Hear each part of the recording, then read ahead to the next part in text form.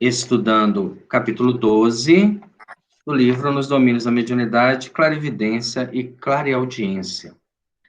E é um capítulo muito interessante porque, na mediunidade vulgar, distanciada das propostas espíritas, nós vemos muitas pessoas que se dizem videntes, ou que escutam vozes, ou que de alguma forma têm algum tipo de sensação para orientar as pessoas, só que a gente não entende o que é essa vidência, da onde que ela vem, que possibilidade que é isso. E hoje eu estava estudando esse capítulo agora à tarde, lendo ele assim mais a fundo, a gente realmente chega naquelas conclusões que naturalmente nós devíamos ser clarividentes. É um atributo da alma. E nós vamos tentar chegar a este conceito no estudo desta noite. Nós paramos semana passada, quando Clarencio, espírito, começou a pacificar os médiuns, fazendo passe no chakra frontal, para que eles aguçassem a sensibilidade e pudesse, de alguma forma, perceber a presença do espírito orientador no grupo. E aí, Hilário, que estava observando aquela ação, faz a seguinte pergunta: a clarividência e a clareaudiência, acaso, estão exclusivamente nos olhos e nos ouvidos da criatura reencarnada? É uma pergunta, assim, quase que superficial. Mas é muito interessante a gente analisar essa pergunta, porque nós estamos habituados a enxergar com os olhos, a ouvir com os ouvidos. Isso vem desde o reino inferior, o reino animal, até a nossa posição atual na evolução. Nós não pensamos, por exemplo, que se tudo é feito de ondas, e com a capacidade da gente elevar a nossa percepção, nós poderíamos, por exemplo, estar captando ondas que fogem ao limite da percepção dos olhos ou ao limite da percepção dos ouvidos. Nós que estudamos o livro Mecanismo da Mediunidade, estudamos o continente do infrassom, aquele espaço imenso aonde nós temos uma série de sons que não são registrados pela nossa equipagem biológica. Por exemplo, se nós adentrarmos uma região qualquer, vamos colocar assim num quadro bem grotesco, se nós adentrarmos um cemitério, como Og Mandino escreveu certa vez, né? Foi o único lugar que ele entrou e não encontrou pessoas com problemas. Mas ele não tinha essa percepção espiritual do processo. Porque se ele tivesse essa percepção, ele encontraria ali muitos problemas, encontraria ali vários dramas e poderia entrar em comunicação com esses dramas e com esses problemas através da sua percepção. Naquele momento, se a gente conseguisse adentrar a esse continente do infrassom, nós estaremos escutando ali centenas ou até mesmo milhares de experiências, de histórias, que estariam vinculadas à própria realidade de cada ser espiritual, ou que está ali preso, ou que está ali em visita, ou que de alguma forma é evocado pela lembrança de alguém. E isso só na percepção auditiva, só numa determinada faixa de vibração das ondas. Quando essas faixas se ampliam, elas se tornam imagens. E quando essas imagens se ampliam, elas se tornam luz. Então, se nós pegarmos, por exemplo, um piano que tem 84 teclas, se não me engano, e quando aquelas últimas notas, as últimas captadas pelo ouvido, dali para frente há uma infinidade de outras ondas que nós já não percebemos mais. É isso que Aulus vai conversar com Hilário. e a explicação é fantástica. Ele acariciou a cabeça de Hilário e disse: Hilário, vê-se que você está começando a jornada do conhecimento superior. Nós que estamos aqui estudando, já não estamos nesse mesmo patamar de Hilário. Nós já estamos num passo à frente. Nós já compreendemos um pouco mais.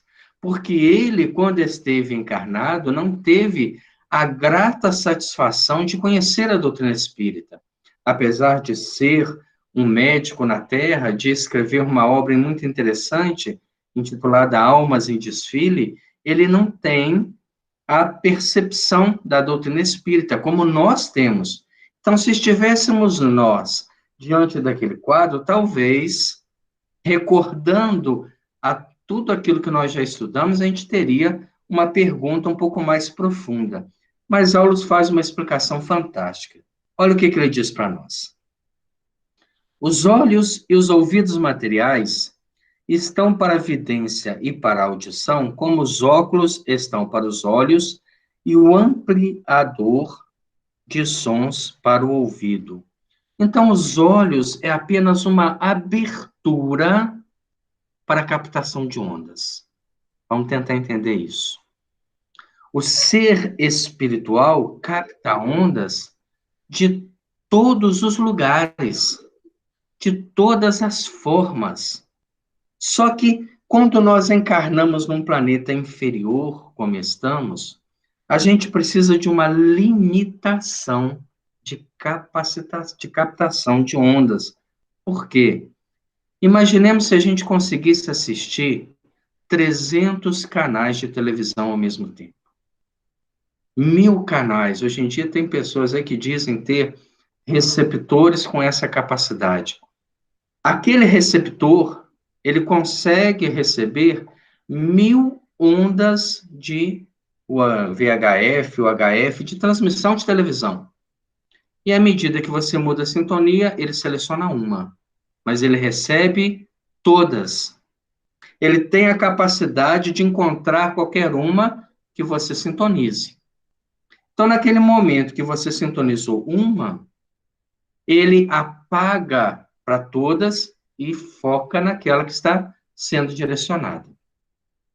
O ser espiritual elevado, ele recebe todas as ondas universais e decodifica elas.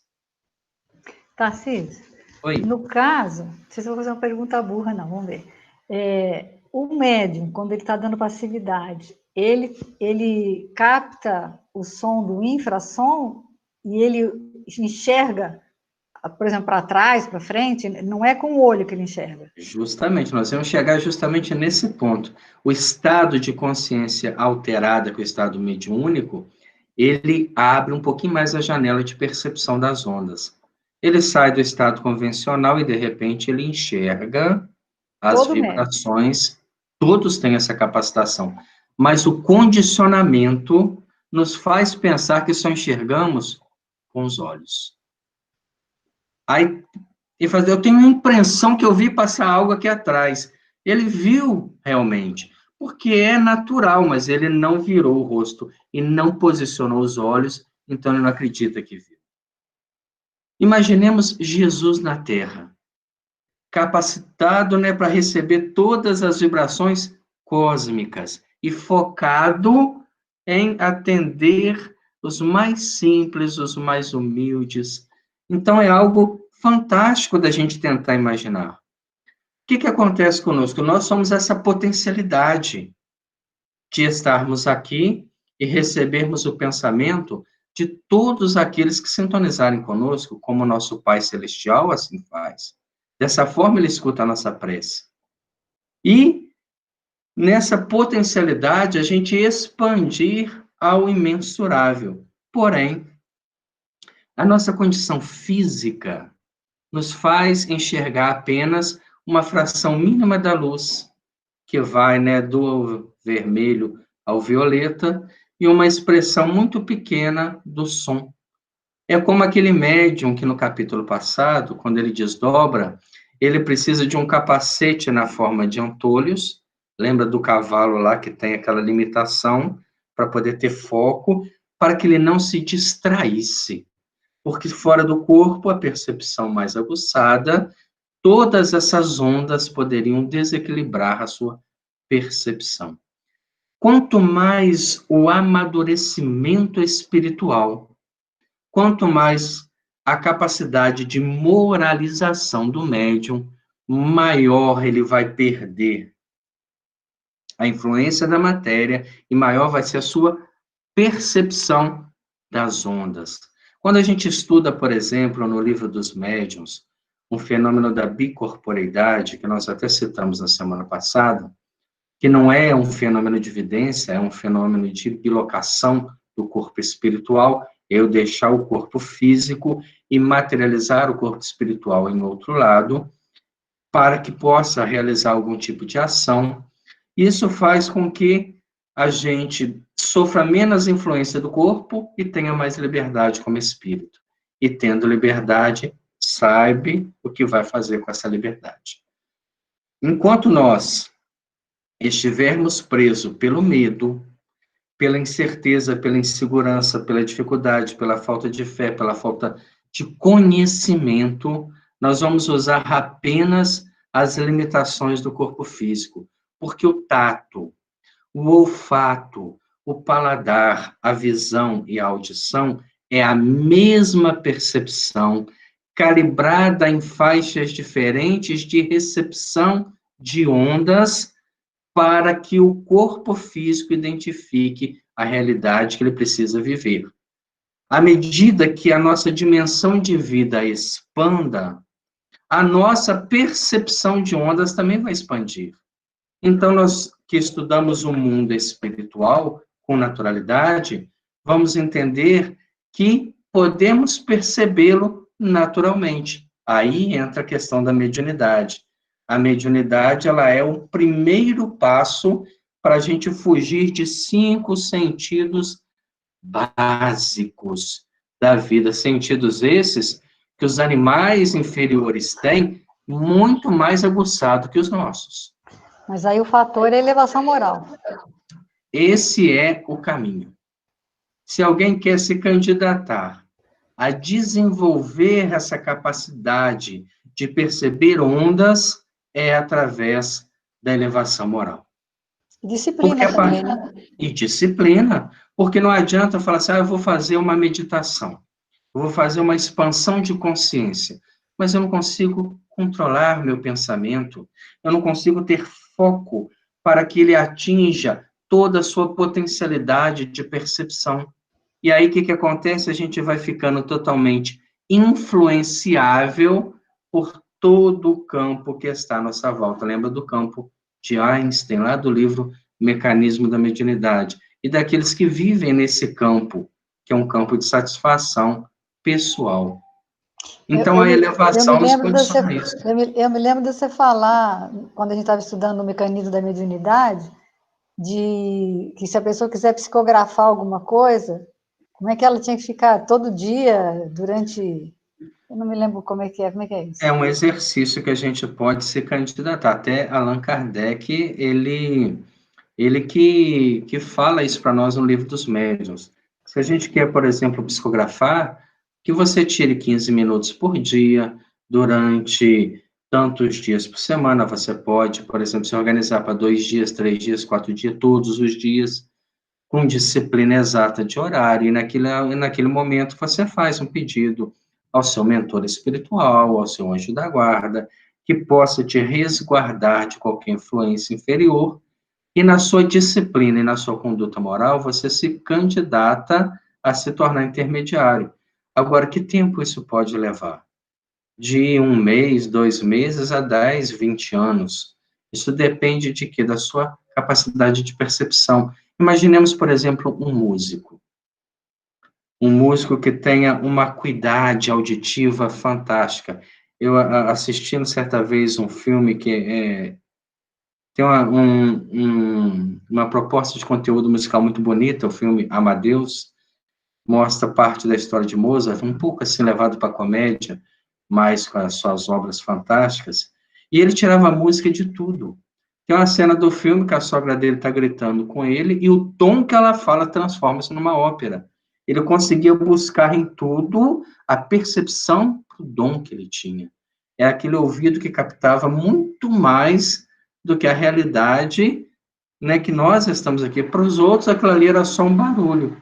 Para ele, era um convite à produção musical. Então, a gente precisa de desenvolver talentos. Imagina uma pessoa que se torna cega. Ela desenvolve muito mais a audição, o tato. Ela consegue enxergar com os dedos, toca no rosto da pessoa e cria a imagem mental da pessoa. É a mesma sensibilidade que está nos dedos, é a dos olhos, a sensibilidade da alma. Só está irradiando por um outro foco. A percepção é a mesma. Então a gente vê que a sensibilidade que o espírito encontra na matéria, ela se faz para este tipo de vida material. Mas nós já aspiramos à vida espiritual. Por isso que a pergunta de Hilário, por mais simples que pareça, ela entra numa filosofia muito profunda. E olha o que Aulus ainda vai dizer para nós. Toda percepção é mental. Então, a gente não enxerga com o olho, nem ouve com o ouvido. Se você for pegar a anatomia da visão, você vai ver que os olhos apenas captam a luz. Quando ele capta a luz, a retina transforma a luz em impulso elétrico.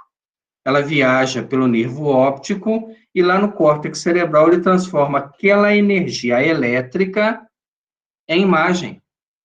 E o ouvido é o mesmo sistema, ele vai captar a onda, transforma ela em energia elétrica, impulso elétrico, passa pelo nervo auditivo e lá dentro ressoa em som. Isso é o corpo físico trabalhando, que é fantástico. Se a gente parar para analisar, a, a ação do corpo físico nos impressiona. Mas a percepção é mental, não está nem no cérebro. A gente vai falar assim, mas peraí, como é que ela pode ser mental se é o cérebro que decodifica a visão? Aí imaginemos que nós estamos sonhando. Todos nós sonhamos. No sonho a gente vê alguém. Como é que a gente está vendo? Se eu estou fora do cérebro que está no corpo. Naquele momento que eu estou desdobrado no corpo, no mundo espiritual, e estou vendo, a capacidade de enxergar aquelas vibrações faz o mesmo trajeto, porque nós temos um duplo espiritual no corpo perispiritual. Ele carrega consigo funções que o corpo físico plasma. Aí a gente vai misturar tudo, falar, peraí, então, quem enxerga é o cérebro, fora da... ou no corpo perispiritual ou no corpo físico? Não, é a mente, é o ser espiritual. Naquele momento, mesmo em perispírito, ele está limitado pelo condicionamento da vida física. Quando nós desencarnarmos, e eu espero que seja bem longe, nós ainda vamos sentir fome, sede, sono. Mas se a gente começar a estudar profundamente, hoje, lendo até sobre alimentação, 75% da nossa alimentação na carne vem do oxigênio, do ar que a gente respira. Nós precisamos apenas de 25% de massa biológica para a sustentação das células. Só que a gente come 125%. Por isso que o peso aumenta, o triglicérido sobe, o colesterol vai nas alturas e acaba infartando. Porque a gente acaba excedendo. Certa vez a gente fez um trabalho no Centro Espírita Paz e Renovação em Mar de Espanha, e o trabalho era os vícios, né? E deram para mim para falar sobre o vício da alimentação. E o pessoal, assim, né, deu uma sacada interessante, botou esse estudo antes do almoço, para que as pessoas ficassem impressionadas e comessem pouco. E nós pegamos uma obra interessante chamada Manual Prático do Espírita. Nesta obra, a gente tem uma definição dos estudiosos dizendo que se nós comêssemos uma amêndoa por dia, estaremos alimentados. O corpo físico não precisa de mais calorias do que isso. Só que a gente não consegue nem conceber uma realidade dessa. Porque na nossa condição social, vende-se a ideia que a gente tem que comer muito e não bem. Então, a pessoa vai fazer, né, um almoço, ela come um porco inteiro, ao invés de uma parte que sustente. E isso vai desgastando a matéria física. A gente não tem essa visão da espiritualidade. Quando desencarnarmos, a gente vai precisar de água, de sopa, disso, daquilo, até que vai se libertando de condicionamentos do corpo físico. E quando se libertar desses condicionamentos, aí sim a gente vai estar como os trabalhadores do ministério da união divina em nosso lar, que se alimentam apenas do ar que respiram. Não tem mais necessidade de nenhum tipo de alimentação para a sustentação das forças. Aí a gente entende como é que Gandhi ficava 8 dias jejuando, né? Todo mundo achando que ele ia morrer, que ele parava de comer, para que as pessoas parassem com a guerra. E o medo de perder o líder espiritual continha aquele povo que já não suportava o domínio inglês. Então ele acalmava uma população com seu jejum e ficava ali 8, 10, 12 dias sem se alimentar. E quando ele voltava a alimentar, o que ele tomava? Leite de cabra. E sustentou uma vida saudável. Mas voltando à nossa realidade, né, que Gandhi é emissário de Jesus, com certeza. Toda percepção é mental. Surdos e cegos na experiência física, atentos ao que Aulos diz. Convenientemente educados, podem ouvir e ver através de recursos diferentes daqueles que são vulgarmente utilizados. Olha o que Aulos está falando. Vamos tentar entender uma pessoa surda. A pessoa surda, ela não tem a transformação da onda mental em impulso elétrico. Não pelo ouvido. Há ali uma deformação. Mas ela recebe a onda sonora como qualquer um. Qualquer pessoa, ela recebe, ela está no meio daquela onda. E ela pode, através dessa reeducação, que ele não explica como, nem me perguntem, ela pode perceber o som. Eu me lembro que tio Cid contava para gente que a mãe dele era surda, totalmente surda, igual a porteira. Mas ela gostava de participar do culto no lar. Ela via aquela movimentação, ela corria e sentava na mesa, mas não escutava nada, ficava quietinha em silêncio. E ele ficou intrigado com aquilo, falou assim, meu Deus, qual será a utilidade dela participar do culto no lar? E ela era aquela pessoa frequente, sabia o horário, aguardava o culto. E certa vez, ele que na época trabalhava no Centro Espírita Benedito Guerra, teve a oportunidade de conversar com o espírito Tadeu Lopes. E falou assim, olha, eu tenho um caso interessante da minha mãe, que é surda, mas que gosta de participar da leitura do Evangelho. O que o senhor me diz disso? Tem alguma utilidade para ela? E Tadeu Lopes disse, como não? Ela sente a vibração do culto no lar, da leitura do Evangelho, do ambiente da casa. Ela pode não escutar a sua reflexão, mas ela sente no corpo a sensação da vibração como muda. Toda pessoa que é surda é uma pessoa extremamente sensível. Toda pessoa que é cega é extremamente sensível. Porque quando se fecha uma percepção, aguça-se as outras. Nós que estamos muito acostumados, né, a enxergar só com os olhos, aí vamos fazer uma meditação, uma visualização, temos dificuldade, porque os olhos estão fechados. Não estamos habituados a ver com a mente, a escutar com a mente. Certa feita eu estava fazendo uma meditação, né, dessas direcionadas, até pelo Divaldo, e ele está assim, escute os pássaros. Que dificuldade. Não conseguia escutar, porque era mental, você tinha que buscar aquela vibração, e naquele momento, eu, habituado a escutar apenas com os ouvidos, vi o quanto que isso para mim é difícil. Então, essa reeducação de sentidos, que não são mais, né, totalmente automatizados, eles são uma busca interior, faculta-nos ver e ouvir, mesmo com a limitação do corpo. Através É de... quando a gente não acredita, né?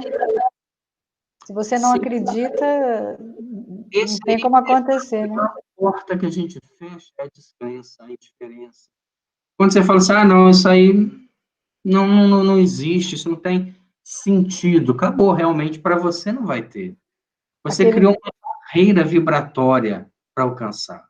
aquele dia que você fez um exercício lá no centro da gente sentir o gosto, né? Aí você, a hora que você Ah, colocou, que você falou, ah, pega o limão na geladeira. Aí eu pensei assim, na geladeira não tem limão, acabou, não senti gosto cortou nenhum. totalmente, né? Cortei A totalmente. percepção da acidez ali que a gente fez o exercício. Mas é justamente isso. A racionalização demasiada impede a espiritualização, porque elas são antagônicas. A razão, ela tem que acompanhar o processo de espiritualização. Você tem que estudar, racionalizar o estudo para vivenciar. Mas eu não posso racionalizar antes de estudar, porque senão você lê isso aqui e você fala assim, eu nunca vi um surdo escutar. Há uma obra, um filme chamado Adorável Professor. Vai contar a história de um professor de música e que o filho era surdo. E ele tinha o maior trauma dele era ter o filho surdo. Porque ele queria que o filho também estudasse música. E é uma cena interessante que o filho pergunta para ele, já adolescente, numa crise daquelas de relacionamento, o que que você acha que a música representa para mim? Você acha que eu não percebo nada? É justamente isso. De algum canal ele percebia a música, diferente do nosso. E por ser diferente, eu não posso julgar que ele não perceba nada. É algo muito sutil o que a aula está falando. Ele está falando, olha, gente, o corpo físico, ele não é impermeável. Pelo contrário, ele é varrido por centenas e milhares de ondas. E à medida que você consiga sintonizá-las, você vai entendê-las, decodificá-las e transformá-las em mensagem. O futuro da comunicação através da telepatia é justamente isso. Você pensa em alguém, essa pessoa recebe a vibração do seu pensamento, ela não vai transformar essa vibração em impulso elétrico para escutar. Ela vai escutar na casa mental, na mente. O dia que nós fizermos isso, ninguém vai usar mais celular, porque a gente vai comunicar livre através do pensamento. Aí a gente fala assim, por que que hoje a gente não consegue isso? Porque a gente não tem o degrau moral que é a base disso tudo. Imaginemos a gente com esse dom da telepatia, desenvolvido, capaz de buscar qualquer mente. Aí a criatura vai fazer uma prova, na mesma hora ela busca a mente do que está em casa, com todo o material para passar. A gente sempre buscaria algum meio de levar vantagem. Por isso, nós estudamos no Livro dos Espíritos. São 3 espinhos agarrados ainda que nos prendem esse mundo: o egoísmo, o orgulho e o interesse pessoal. Levar algum tipo de vantagem. Enquanto isso me prende, eu não consigo alçar voos. Nós temos um universo para desvendar, estamos presos a 3 patamares, né, de convicções pessoais: egoísmo, orgulho e interesse pessoal. Se eu vencer esses 3, tudo isso que Aulo está colocando para nós é viável, é alcançável. A gente vai desdobrar do corpo físico à noite, saio do corpo físico, o que que me move? Qual que é o meu interesse? E viajo para ele. Ao invés de eu fazer na minha oração e me entregar, Senhor, né, como dizia Francisco de Assis, faça de mim, né, um trabalhador do seu nome. Que eu não tenha vontade própria, que a sua vontade manifeste em mim. Aí está o caminho. Surdos e cegos na experiência física convenientemente educados podem ouvir e ver através de recursos diferentes daqueles que são vulgarmente usados. Aí ele explica. A onda hertziana e os raios-x vão ensinando aos homens que há som e luz muito além das acanhadas fronteiras vibratórias em que eles se agitam. E o médium é sempre alguém dotado de possibilidades neuropsíquicas especiais que lhe estendem o horizonte dos sentidos. Então, qual que é a diferença de um médium estuante, de um médium ostensivo, de uma pessoa comum? Ele já vem com uma capacidade de perceber um pouco mais dessas ondas do que nós. É a única diferença. Para ele, ver os espíritos é natural. Para mim, não é. Eu enxergo apenas naquele prisma das cores. Ele enxerga um pouco mais. Ele escuta um pouco mais. Os animais, quando a gente faz um estudo acurado sobre eles, eles estão desenvolvendo esses sentidos. Mas o ser espiritual que compõe o corpo animal, ele traz consigo o mesmo princípio que vai se tornar um ser espiritual futuramente. Então, nesse princípio que ele traz, ele tem aguçado alguns sentidos. E por não ter interesse pessoal, egoísmo, orgulho, ele está ainda na efervescência do sentido, ele tem uma capacidade de percepção muito maior do que a nossa. Hoje em dia, os felinos, num estudo mais acurado, escutam e enxergam muito mais que os humanos. A audição dos felinos é maior do que a dos cães. Eles escutam um infrassom gigantesco e enxergam os espíritos com facilidade. Então, aquela cena do Ghost lá, naquele filme que todo mundo viu, quando ele vai na cara do gato lá e ameaça, o gato reage, é algo real, porque além de ver, escuta aquela vibração. Alguns animais se assustam na estrada, por quê? Porque além de ver e ouvir, sentem a vibração. Por que que a gente não faz isso? Porque nós estamos igual porteira, né? Estamos tão habituados ao mundo mecânico, material, que a gente não se dá conta disso tudo. Num instante, num momento, num relance que a gente relaxa, há uma percepção, um insight, uma ideia, uma inspiração. Mas para que isso chegue na gente, às vezes é um momento em 10 anos. É aquele momento que você, assim, realmente respira, relaxa, está tudo tranquilo, está tudo bem, eu não tenho que preocupar com nada, me surge a percepção, eu lembro de alguém, a pessoa me liga, o que eu estou fazendo? Captação fundamental. Só que isso para a gente ainda é exceção e não regra. Ainda é tão esporádico porque nós estamos presos ao convencionalismo material. Meu companheiro fixou o gesto de quem aproveitará a lição, mas objetou reverente. Desejava, porém, saber se Dona Celina, por exemplo, está enxergando o irmão Clementino e ouvindo-o tão somente pelo processo curial de percepção da Terra. Então, Hilário é insistente aí na pergunta e falou, tá, entendi o que você falou. Mas, por exemplo, a Dona Celina, que é o melhor instrumento da casa, ela está vendo e ouvindo através dos olhos e dos ouvidos? Ou ela está recebendo por um outro canal que eu desconheço? Aí Aulos diz, sim, ela está vendo pelos olhos e ouvindo pelos ouvidos. Aí não tem diferença, então, da nossa percepção. E ele ainda coloca, isso acontece por uma questão de costume cristalizado. Será que antes da gente ler essa passagem, nós pensávamos na possibilidade de ouvir sem que seja pelos ouvidos? É difícil para a gente, porque é algo fora da nossa vida, da nossa realidade, ou de ver sem ser pelos olhos. É algo tão profundo isso. Então, mesmo o médium, quando ele consegue perceber, ele acredita que vê com os olhos e escuta com os ouvidos.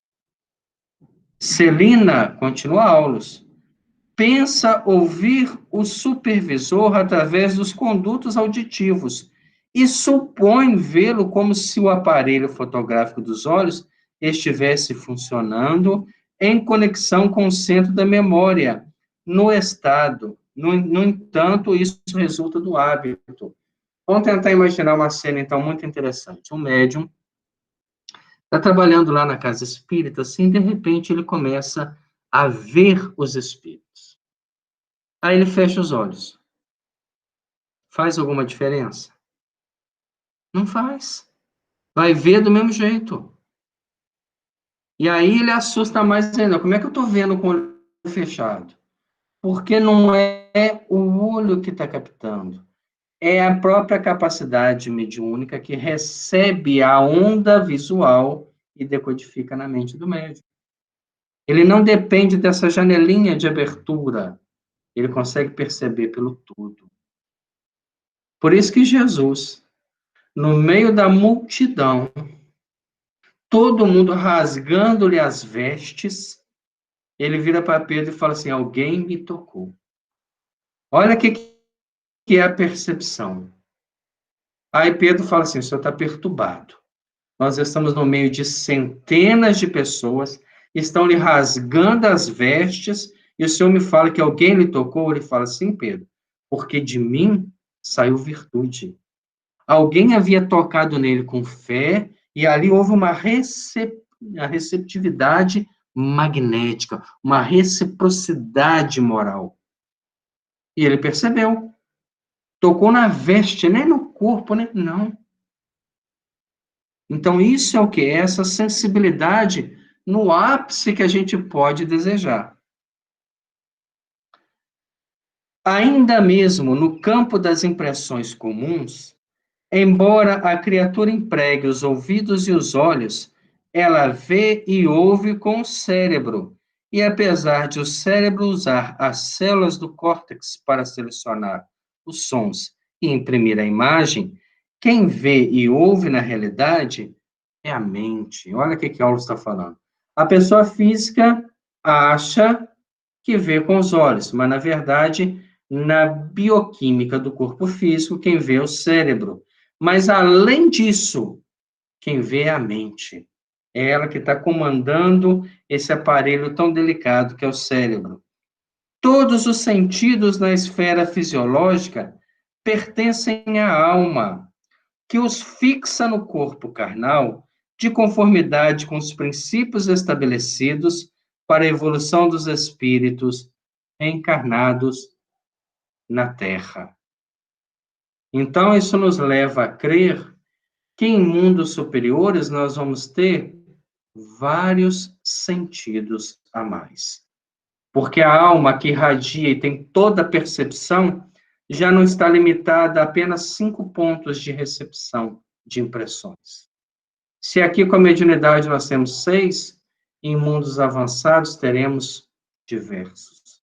Espíritos evoluídos tem todos. Imaginemos Chico Xavier, que esteve tão pertinho da gente, né? Certa feita uma pessoa perguntou a ele: Chico, é verdade que você vê a seiva das plantas? Elas caminhando pelos troncos, indo até as folhas, recebendo a luz do sol, fazendo a fotossíntese, retornando, e ele morreu de vergonha. Mas disse: se eu me concentrar, eu consigo ver. Olha o que a alma elevada tem capacidade de observar, de sentir, de enxergar. Se nós voltarmos um pouquinho aqui, não, perdão, no livro Missionários da Luz, né, que o instrutor Alexandre diz ao próprio André Luiz, quando eles estão examinando o corpo físico, E Alexandre fala, André Luiz, que a visão dele hoje, do instrutor, é mais penetrante do que o raio-x. Então, ele tinha a capacidade de adentrar todos os tecidos do corpo físico e do corpo perispiritual para encontrar qualquer tipo de desequilíbrio que estivesse gerando aquilo. Como que ele chegou a isso? Educando, disciplinando, moralizando. Será que nós podemos evoluir nesse ponto? Com certeza. A capacidade de ver, ouvir, é da alma, é da mente. Se nós começarmos a nos libertar das barreiras do corpo físico, naturalmente essas percepções vão acontecer. Aqueles que já vêm com elas aguçadas trazem um compromisso de trabalho com elas, que são os médiuns. Mas nós podemos transformar todo o processo anímico, processo da alma, em trabalho construtivo. E qual que é o caminho? Moralização. Quebra dos interesses pessoais. E aí estaremos conseguindo avançar e viver como espíritos ainda encarnados. Sorrindo, Aulus ajuntou: vocês possuem uma prova disso. Quando o homem se encontra naturalmente desdobrado cada noite durante o sono, vendo e ouvindo a despeito da inatividade dos órgãos carnais, na experiência que chama vida de sonho. Então, ele volta àquilo que nós comentamos lá atrás. Você sonhou com alguém, você está vendo, ouvindo. E quando você está vendo e ouvindo, você está captando imagens e som, mas não está no corpo físico. É porque a mente é que faz isso. Com quem que a gente sonha, né? Com aqueles que estão no nosso nível. Eurípides Barçanufo sonhava com Jesus. Simão Pedro sonhava com Jesus. A gente sonha com os obsessores ainda, porque estamos vinculados na onda mental deles. À medida que formos crescendo, também vamos excursionar pelo mundo superior. E baixando o tom de voz, acrescentou: somos receptores de reduzida capacidade. Olha o que Aulus está falando. Vamos fazer uma metáfora para a gente entender. Nós tínhamos no passado aquelas televisões antigas, né, que tinha um seletor de canal. O pessoal mais novo nem deve conhecer isso. O seletor de canal era um botão grande que a gente trocava e ela trocava os canais. E ela só pegava 2, 3, no máximo 4 emissoras. Era o máximo que ela suportava e que a transmissão oferecia. Aí, à medida que vai evoluindo, os receptores de ondas evoluíram. Aí a gente tinha antena parabólica, né, que tinha lá em torno de 30 canais, era um receptor que conseguia receber mais ondas e transformá-la em imagem e som. Hoje nós temos receptores com a capacidade muito maior. Só que nós, seres humanos, o que ele fala? Nós somos receptores de reduzida capacidade. Nós só estamos capacitados a enxergar dentro de uma visão curta, escutar dentro de uma limitação grande, sentir através do tato, pouca coisa, sentir o cheiro de algumas substâncias, sentir o gosto de outras. Nós somos limitados apenas a um tipo de vida bem parecida com o animal, porém mais reduzida em percepção, para o crescimento.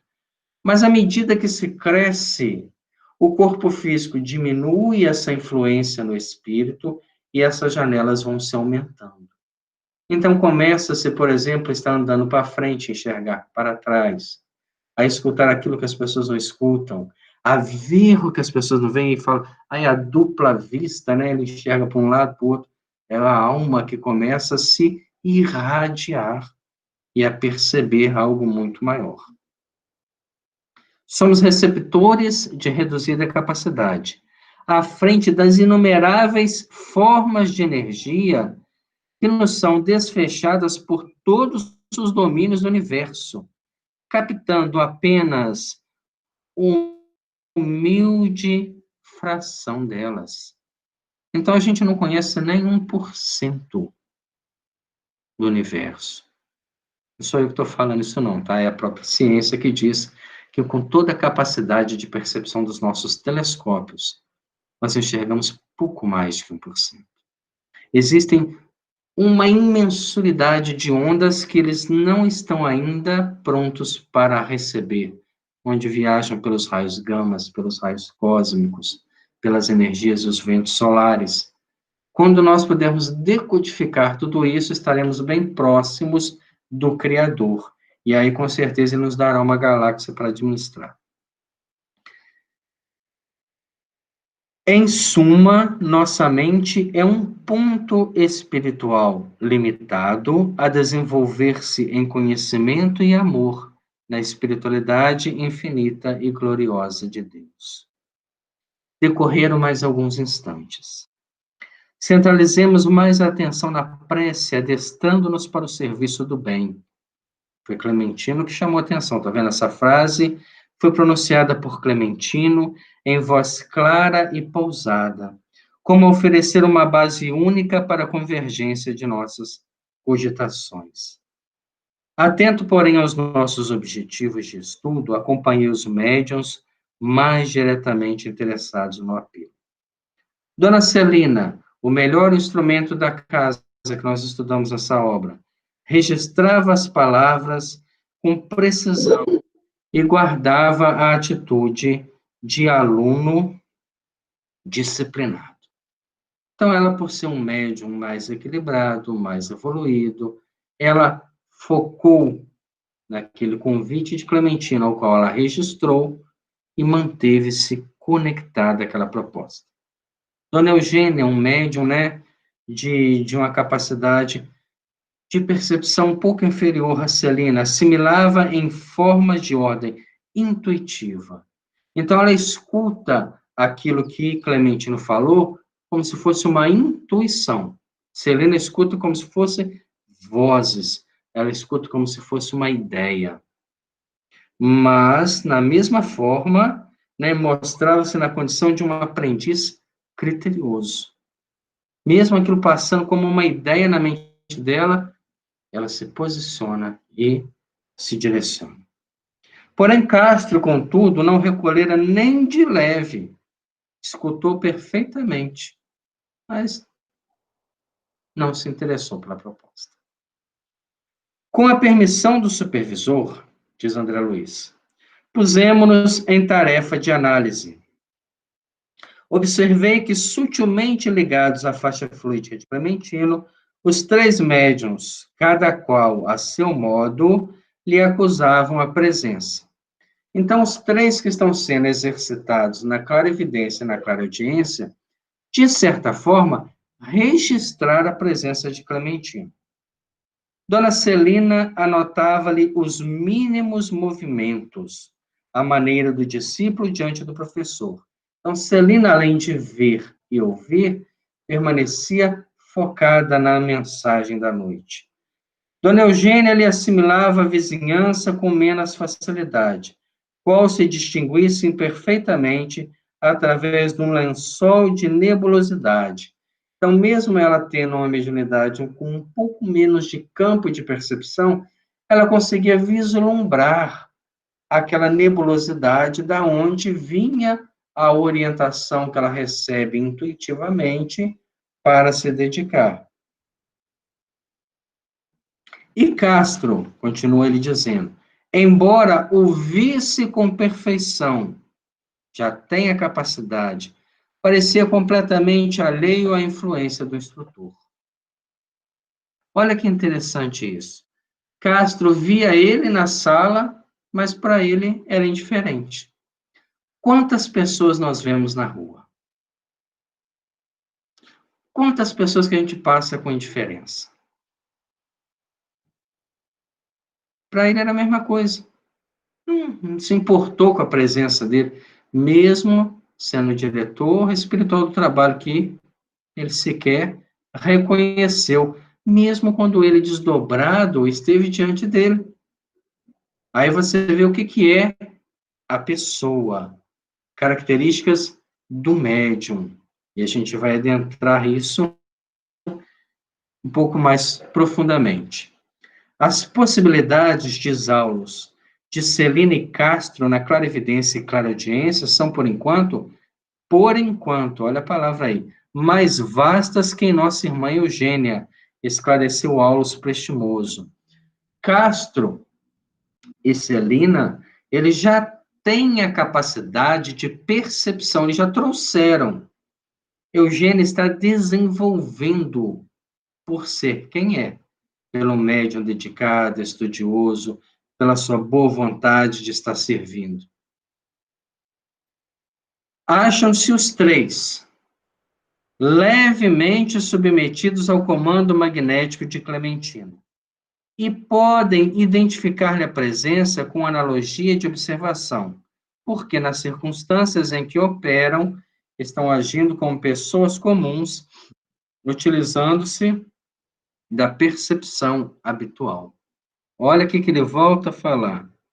Acha-se os três levemente ligados, submetidos ao comando magnético, que podem identificar a presença com analogia de observações. Por quê? Nas circunstâncias em que operam, estão agindo como pessoas comuns, estão acreditando que estão vendo com os olhos e que estão ouvindo com os ouvidos. Não se adentraram ainda que, como espíritos, eles podem perceber em corpo e alma, em expansão de consciência. Ainda se limitam à percepção. Nós temos que abrir a nossa consciência à mediunidade. Entretanto, perguntou Hilário, se o trio foi colocado sob a ordenação magnética do supervisor, por que motivo nossas amigas lhe acataram o convite, enquanto Castro se mantém visivelmente impermeável a ele? Então, o que Hilário pergunta? Engraçado, né? Ele fez um convite aos três médiuns, estão os três médiuns ligados a ele. Por que as duas estão atentas e Castro está com o pensamento viajando para tudo quanto é lado, menos para aquela proposta? E o mentor diz, não, aí, certo. O mentor do recinto exerce apenas branda influência, explica Aulus, abdicando de qualquer pressão mais forte, suscetível de provocar viciosa emanação em desfavor de nossos amigos. Então, o que Aulus fala assim? Olha, realmente, o mentor espiritual faz um chamado a eles. Eles estão ligados. Mas ele não os obriga a percebê-lo, para não criar neles um comodismo de toda vez que for terminar, eles ficarem esperando que o mentor surja. Ele está fazendo um convite a essa expansão para que eles o percebam, e não que ele tenha que se manifestar dessa forma. E, além disso, diz Aulus, a mente de Castro passou de súbito a alimentar propósitos diferentes. É isso que a gente aprende. Ninguém esconde nada dos espíritos. Está todo mundo lá na reunião certinho. Castro pensou em alguma coisa e Aulus já percebeu. Os espíritos enxergam o nosso pensamento, porque o nosso pensamento, ele é uma onda que eles recebem e transformam em imagem. Então, ele sabia que naquele momento Castro não estava dentro mais da reunião, do propósito da reunião. Ele já começou a alimentar propósitos diferentes. Então, ele perdeu a influência do espírito. Incapaz, diz Aulus, incapaz de concentrar a atenção de modo irrepreensível na região superior do trabalho que nos compete levar a efeito, de momento não mais se revela interessado em satisfazer o programa de Clementino, mas sim de provocar um reencontro com a progenitora desencarnada. Olha só que interessante. Finalzinho da reunião, o que Castro fala assim? Poderá eu ver, né, a minha mãe, que já partiu há muito tempo. É um pedido que a gente entende, mas não estava no propósito da reunião. é um pedido que a gente entende, mas que revela o interesse pessoal do médium. Ele queria reencontrar a mãe dele. Ele queria uma mensagem dela, um abraço, saber como é que ela está, e naquele momento, quando ele coloca o que ele quer, ele foge da proposta que é dos espíritos. Esse é o maior desafio para a reunião mediúnica, fazer com que os médiums não levem o seu interesse para a reunião e se submetam ao interesse dos diretores espirituais. Quando a gente conseguir isso, com certeza nós teremos um trabalho promissor, um trabalho muito maior, porque nós vamos estar entregues totalmente à ação dos espíritos. Mas toda vez que eu vou na reunião e levo comigo o meu interesse em atender um, em atender o outro, em levar uma mensagem para um, para outro, ou de buscar para mim mesmo algum tipo de compensação, de orientação, de mensagem, eu estou fugindo da proposta dos espíritos. E com isso, acontece o que aconteceu aqui. O diretor mediúnico ali está, diretor espiritual dos trabalhos, para mandar uma mensagem, para incentivar o grupo, para fazer com que eles tenham certeza do trabalho, e o médium ainda incerto, totalmente perdido diante dessa influenciação. Enxerga o orientador, continua Aulus, do conjunto, como quem é constrangido a ver alguém de passagem, todavia sem qualquer preocupação de escutá-lo, servi-lo, confinado com o que se encontra as emoções do jardim doméstico. Basta a indiferença mental para que nada ouça do que mais interessa agora ao esforço coletivo da reunião. Então, nesse instante, a reunião perdeu um membro. Nesse instante, a reunião, que é o somatório de todos, perdeu a participação desse médium, porque ele foge da proposta da reunião e adentra ao interesse pessoal. Toda vez que estivermos num trabalho mediúnico, aonde o interesse pessoal venha a ser superior à proposta do trabalho, com certeza esse trabalho é um trabalho desequilibrado, aonde os emissários superiores não encontram campo, porque estão preocupados no servicialismo do atendimento e não na proposta superior de crescimento espiritual.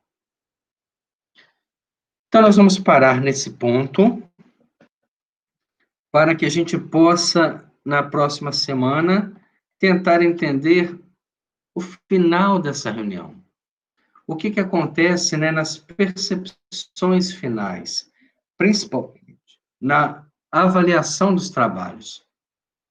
É muito interessante essa parte final, porque essas impressões que esses médiuns vão ter, na verdade, definem o direcionamento que a casa espírita deve tomar para as atividades mediúnicas, para as atividades de atendimento, para a atividade social, do passe, da doutrinação, da evangelização infantil e dos adultos. É nesse momento onde um mentor que está ali irradiando, ele deixa para casa a proposta de trabalho, e são os médiuns que vão identificá-las através do exercício mental. Então, nós vamos agradecer a Deus por mais essa tarde de estudo, por mais este momento de reflexão, pedindo ao nosso Pai Celestial que nos abençoe, que derrame sobre nós as bênçãos do Espírito, que nos proteja, Senhor, dos nossos próprios interesses inferiores, que nos promova, sim, Senhor, oportunidades de crescimento. Que nada seja maior que a nossa vontade de servir. Que nada seja maior que a nossa vontade de aprender e crescer espiritualmente. Que saibamos respeitar as convenções sociais. Que saibamos respeitar a justiça e as leis que nos regem. Mas que nunca nos limitemos como um corpo físico que anda. Que pensemos agora como uma consciência que cada vez mais que se expande, se encontra e se torna o ser espiritual que foi criado para ser. Abençoe, Senhor, ao nosso grupo. Abençoe a todas as instituições que trabalham pelo bem. Abençoe o Asilo de Bicas, que essa semana completa 53 anos de história. Que as bênçãos de nosso Senhor possam recair sobre a instituição, sobre todos que ali vivem, sobre todos que ali trabalham e dedicam para o crescimento e a dignidade humana. Que Deus dê a todos estes, Senhor, Deus os seus idealizadores, a estes que executam a tarefa, a bênção pelo trabalho bem direcionado. Abençoe-nos, Senhor, dai-nos força, coragem e atitude para a vida. Permaneça conosco hoje, agora e sempre. Que assim seja, graças a Deus. Muito obrigado a todos pela presença, pelo carinho.